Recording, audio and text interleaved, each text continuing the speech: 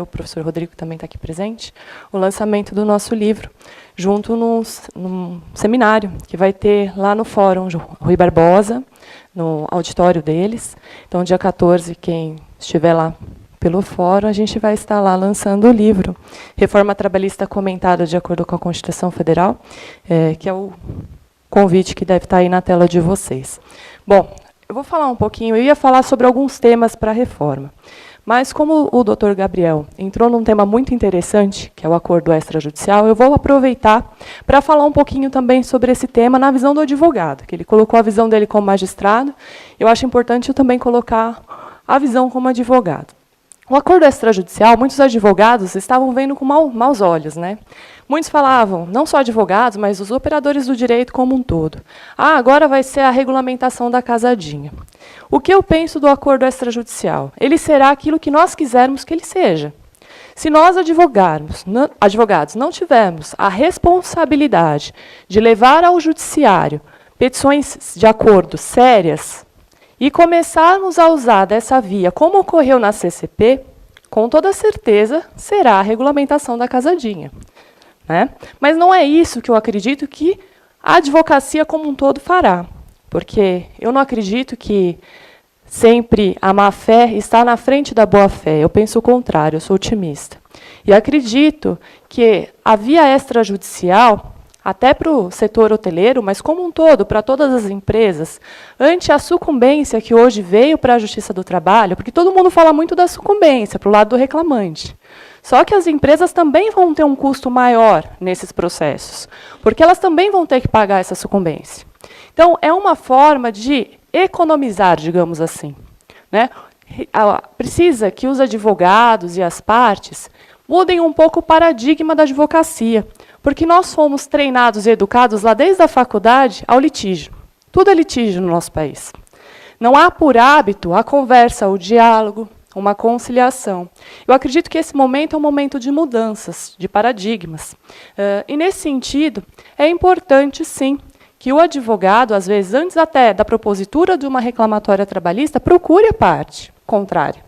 Procure o advogado da parte contrária e veja se não há uma hipótese de resolver isso num acordo. Logicamente, eu não sei se os colegas viram, mas o Conselho Superior da Justiça do Trabalho, acho que há 1 ou 2 semanas atrás, fez uma reunião pública em Brasília, para discutir essa questão do extrajudicial. Lá, muitos falaram.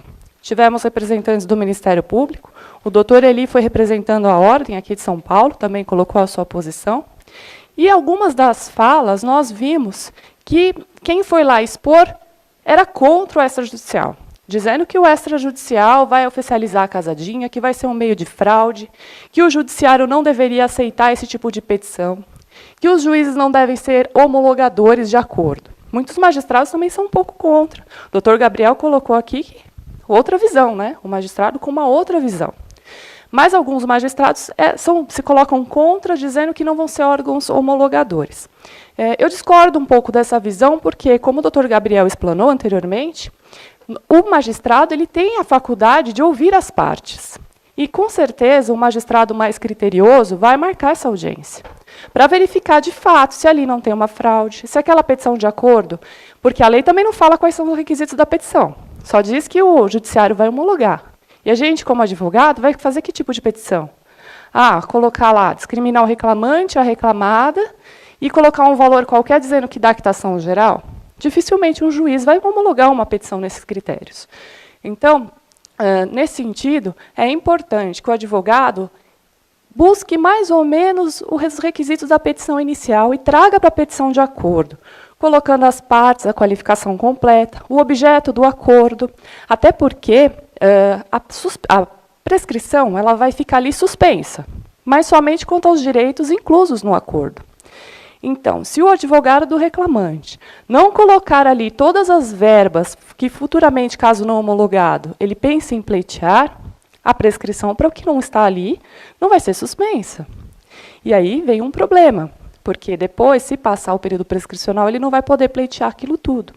Então, é importante que essa petição seja bem feita. Para a empresa, também. Ela tem que ter esse cuidado de elencar exatamente quais as verbas que estão sendo transacionadas. Porque é possível fazer o acordo de duas formas. Eu posso discriminar só aquilo que eu estou pagando e pedir a homologação somente daquelas verbas, mas acredito eu que nenhuma empresa vai querer isso. Ela quer a quitação geral do contrato. Então, nessa opção, ela vai ter que dizer quais são as verbas transacionadas, colocar um valor do acordo ali, como se fosse na ata de audiência, aquele acordo que a gente já está acostumado a fazer. Só que um misto da petição inicial dentro daquilo.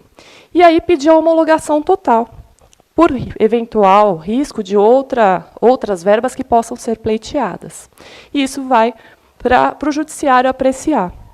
Lógico, se o judiciário verificar ali naquela audiência de conciliação, né, de homologação, desculpe, que não há os requisitos, que tem alguma coisa errada ali, ele não vai homologar, e aí os advogados terão que se utilizar do recurso. Eu penso que esse recurso ele não deve ser de qualquer das partes, e sim ambas as partes conjuntas num único recurso. Porque se nós pensarmos que se apenas uma das partes recorre e a outra não haveria um comum acordo ali, já começaria de alguma forma um litígio, porque uma estaria concordando com a decisão judicial e a outra não. E mais, vamos colocar que a empresa recorra e o autor da ação ali, o trabalhador, não recorra. Ele não pode ingressar com a ação enquanto aquilo não for resolvido. Então, a gente tem um problema técnico de redação nessa lei, porque a lei ela disciplinou, mas não verificou a prática, como que isso vai operar. Por isso que o CNJ, o Conselho Superior da Justiça do Trabalho, fez essa audiência pública. Acredito eu que para receber sugestões, para regulamentar tudo isso. Isso que eu ia falar sobre o acordo extrajudicial. Agora eu vou falar um pouquinho mais da parte do direito material, que eu acho que também é importante, inclusive para o setor aí hoteleiro. Eu vou falar um pouquinho, deixa eu ver aqui, da terceirização da atividade fim. Eu acho que é um tema importante nessa área, porque hoje, o que nós temos na terceirização? Não pode terceirizar a atividade fim. Ok. Com a nova legislação, liberou-se, pode-se terceirizar qualquer coisa. E no ramo hoteleiro, pode ser comum que comece a se terceirizar o serviço de copa, os garçons, as governantas. A lei traz essa possibilidade da terceirização. Só que, ao mesmo tempo, quando um hotel vai pensar em fazer esse contrato, de contratar essa empresa para prestar esse tipo de serviço, ele tem que tomar alguns cuidados. Por quê? Se vocês verificarem, no artigo 4º da Lei 6.019, que foi alterada aí pela Lei da Reforma Trabalhista, ela traz que aquela empresa que for contratada, ela tem que ter capacidade econômica para suportar eventuais valores e processos que venham pela frente. E nós sabemos que existem muitas empresas que prestam aí o serviço de terceirização que não têm patrimônio algum, que entram no mercado de qualquer forma. E nessa redação ainda, muitos doutrinadores e debatedores já começaram a entender que, embora a lei não diga, na hipótese de hotel, contratar uma empresa que vai prestar o serviço de terceirização, que não tenha capital econômico para suportar a demanda ou aqueles contratos posteriormente, eu posso ter o vínculo de emprego reconhecido diretamente comigo.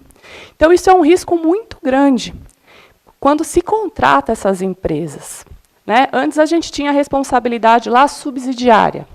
É possível, então, se entender que, nessa situação, a responsabilidade passa a ser até solidária, nessas hipóteses que eu estou colocando da empresa não ter aquele patrimônio na hora de pagar uma reclamatória trabalhista, ou ainda até o vínculo de emprego direto. Então, as empresas do setor hoteleiro que queiram se utilizar da terceirização têm que ter esse cuidado, com a nova legislação. Porque, com a reforma trabalhista, parece que ficou muito um oba-oba. Agora, todo mundo vai economizar, a gente não precisa mais tomar cuidado nenhum, e vamos fazendo. Recentemente, eu recebi, pelo WhatsApp, não sei se os colegas também já viram, um termo de quitação geral. A empresa foi lá, pagou o aviso prévio, se eu não me engano, 13º, e embaixo vem dizendo. E, com isso, dá quitação total para não reclamar mais nada. Gente, isso é inválido, facilmente impugnável. O artigo 9º na Justiça do Trabalho, na CLT, não foi revogado. Então, é muito importante que as partes tenham aí a visão da boa-fé. E nessa questão da terceirização, né? Mas cuidado ainda, quando eu vou contratar, que cuidados que eu vou ter que ter? Né? Eu, quanto empresa do ramo hoteleiro, eu vou ter que verificar as certidões da empresa que eu vou contratar. Quando você está lá no seu condomínio, o síndico não tem que pedir todas aquelas certidões para as empresas que ele vai contratar de forma terceirizada? É a mesma coisa, né? Agora, para eu firmar esse contrato, que não é trabalhista, é cível, eu vou ter que me precaver. Então, eu vou tirar todas essas certidões, vou verificar o patrimônio daquela empresa antes de fazer a contratação. E por que eu estou colocando isso? Porque a lei de terceirização também trouxe a possibilidade de eu, ex-empregador, contratar o meu antigo empregado como um terceirizado agora, como empresa de terceirização. Ele pode abrir uma PJ e prestar serviço para mim. Só que a lei também trouxe que tem que esperar o prazo de 18 meses. Né? Depois de 18 meses. Por que a lei trouxe isso? Porque senão ia ser muito fácil. A gente demitia todo mundo e aí começava a contratar todo mundo terceirizado. Então, a lei, nesse sentido, acabou segurando um pouco para que não ocorresse fraudes nessa situação. Mas vamos pensar que eu aguarde os 18 meses e resolva contratar um ex-empregado meu. Por quê? Porque eu prefiro o ex-empregado do que pegar uma empresa no mercado. Às vezes ele já conhece meu nicho de trabalho, né? E aí eu o contrato. Ele vai ter essa condição econômica de suportar uma ação trabalhista, de repente, dos funcionários dele? Porque agora ele passa a ser empresário. Né? Então, aí tem que ficar o cuidado, sempre a cautela. Falei brevemente sobre o terceirizado e vou falar agora do intermitente, que eu acredito que seja uma outra forma de contratação que venha a ser muito utilizada também no setor aí hoteleiro. O intermitente, a legislação traz um conceito que eu digo assim, o conceito não foi muito bem escrito, para entender o que é o intermitente.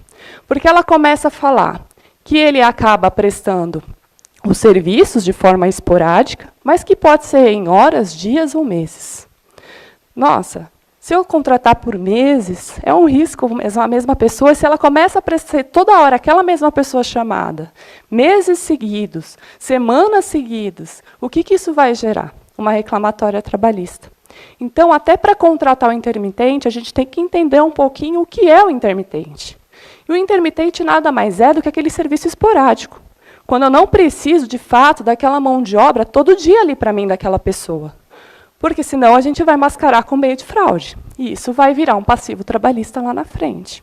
Então, nessa situação do intermitente, no ramo da hotelaria, é possível, de repente, que no momento de mais movimento, eu contrate uma camareira a mais, de forma intermitente, um garçom a mais. Sim, é possível. E devemos lembrar que o trabalhador intermitente ele pode ter vários vínculos de emprego ao mesmo tempo e não ser chamado sempre. E como que vai funcionar? Eu, empregador, vou mandar uma comunicação com 3 dias de antecedência para um intermitente. E vou falar, você quer vir trabalhar para mim? Pago tanto. Né? Porque o pago tanto é o valor do salário hora mínimo nacional, ou ainda, se tiver um outro funcionário lá na minha empresa prestando o mesmo serviço empregado, é o valor equivalente à hora que eu pago para o que eu já está lá. Não dá para pagar salário mínimo para um e valor de hora para o outro. Então, a gente tem essa diferenciação. Aí ele vai falar, eu vou. Ok. A partir do momento que ele aceita, né, trabalhar para mim, ele tem que ir. Porque se ele não for, eu posso cobrar a multa dele. E a multa é 50% da remuneração que ele iria receber naquele dia. Agora, vamos falar uma coisa. O intermitente não tem salário fixo. Né? Como é que eu vou cobrar essa multa da pessoa? Eu vou entrar com uma reclamatória trabalhista para cobrar essa multa? Porque, provavelmente, ele já sabe que tem a multa. Quando eu chamá-lo de novo, ele vai falar, eu vou trabalhar e ele vai descontar a multa. Então, eu não vou trabalhar para outra pessoa. Então, a legislação trouxe alguns mecanismos um pouco difícil de, na prática, se executar. Né? Para o empregador, quando o empregador não cumpre, fala, agora eu desisti, não vou precisar mais de você. Para o empregado é mais fácil. A empresa tem patrimônio para ele ir lá e reivindicar aquele valor. Né? Então, ficou um pouco estranho essa situação. Outra situação desse trabalhador intermitente vem a ser a folha de pagamento dele, que dá um pouquinho de trabalho para as empresas. Por quê? Lá diz que ao final de cada prestação de serviço que você chama aquela pessoa, você vai ter que fazer os pagamentos. E lá vai incluir o valor hora do salário dele, as férias proporcionais, 13º proporcional também, e outras verbas. Eu fiz um cálculo básico, 1 hora de trabalho no salário mínimo dá menos de R$10. Por isso que muita gente fala que precariza. Ao meu ver, acaba precarizando sim, se utilizar o mecanismo de forma a mandar embora trabalhadores que eu já tinha para recontratar mão de obra mais barata. Porque pode acontecer em qualquer setor. Né? Nessa visão, precariza. Porque o intermitente, na verdade, seria para contratar essas pessoas os bicos, era para regulamentar isso. Só que eu sei que, na prática, muitas empresas vão se utilizar de uma forma não tão positiva. E isso não vai estar regulamentado. Isso vai servir para o governo bater meta aí de, vamos dizer assim, de desempregados no Brasil. Porque todo mundo está empregado agora. Então, a gente não vai ter mais desempregado. Só que a gente vai ter gente sem receber praticamente nada. Porque se ele não for chamado, ou se ele for chamado 2 ou 3 vezes para trabalhar 3 horas no mês, ele não vai receber nem salário mínimo, a previdência social dele também não vai ser paga, ele não vai ter direito aos benefícios sociais. Então, a gente tem esse sério problema no intermitente. Mas, na prática, ele serve, tem o lado positivo? Tem. Se for utilizado, de repente, num final de semana que eu tenho um aumento de demanda, eu vou lá e contrato aquele bico e vou fazer o pagamento assim. O departamento lá de pagamentos e tal, que vai ter um trabalhinho na hora de fazer todos esses cálculos e os pagamentos dessa pessoa. O mais estranho na legislação, que eu achei assim incrível, é que o legislador ele dá direito a 1 mês de férias, 30 dias de férias para o intermitente. Então, ele trabalha quando for chamado. Aí, ele recebe já as férias proporcionais. Daí, depois de 12 meses de contrato, que ele tem lá a carteira assinada com aquele empregador, ele tem que tirar férias, sem remuneração. Aí, o empregador não pode chamá-lo. Então, se o empregador já passou 12 meses sem convocá-lo para nada, naquele mês não pode chamar, porque ele está de férias.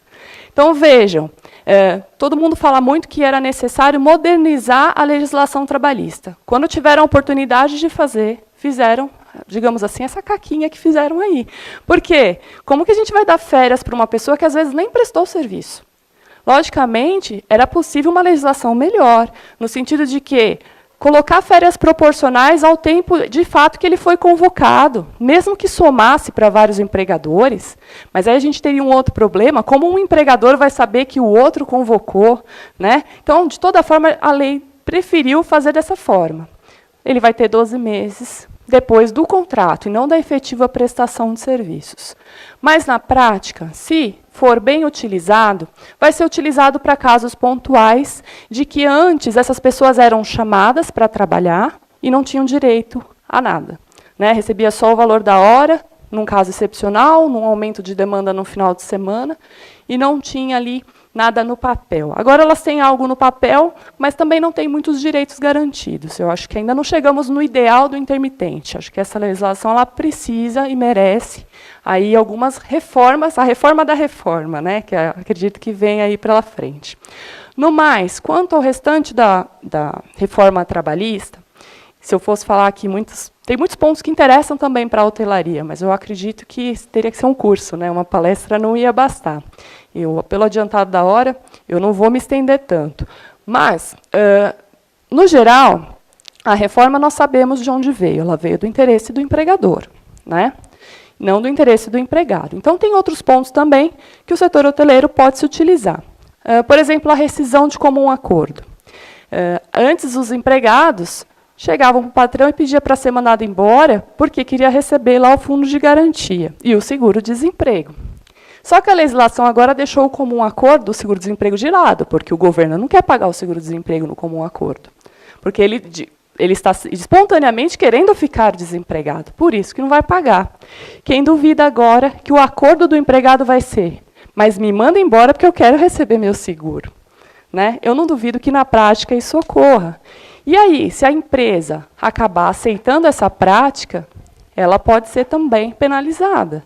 Porque ela está dando um benefício àquele empregado que ele não teria direito. Né? E aí vai falar, antes o que devolver era os 40%, agora vai mandar devolver a metade do aviso prévio, das outras verbas do comum acordo.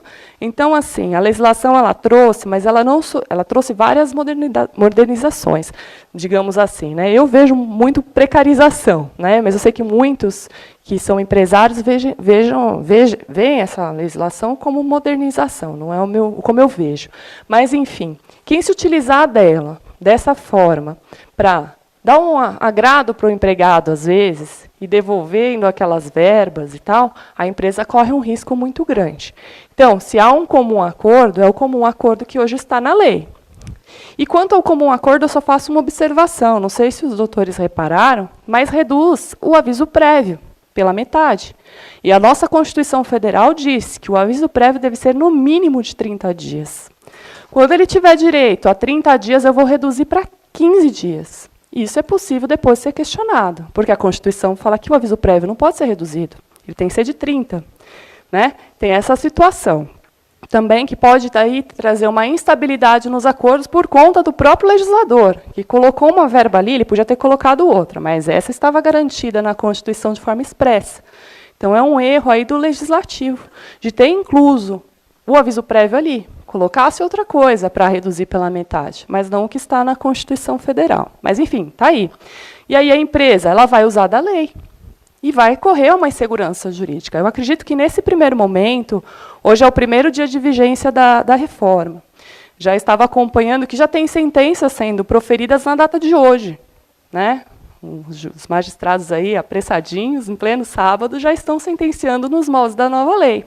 E as decisões já estão rolando aí no WhatsApp, no Facebook.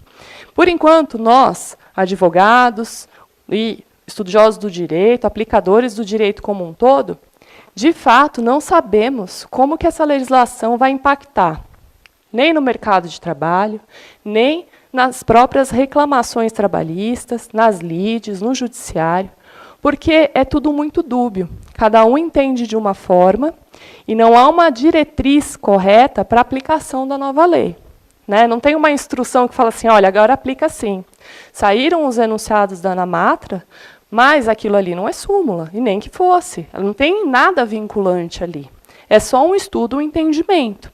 Então, a gente tem que ter esse cuidado na aplicação da nova legislação, para que não se faça tudo o que está lá previsto de qualquer forma, sempre tentando precaver, até nós mesmos, advogados, os nossos clientes, e os clientes também, quando eles vão fazer esse tipo de contratação, com a nova reforma, agora abriu um ramo muito bom para os advogados, que é o consultivo. Né?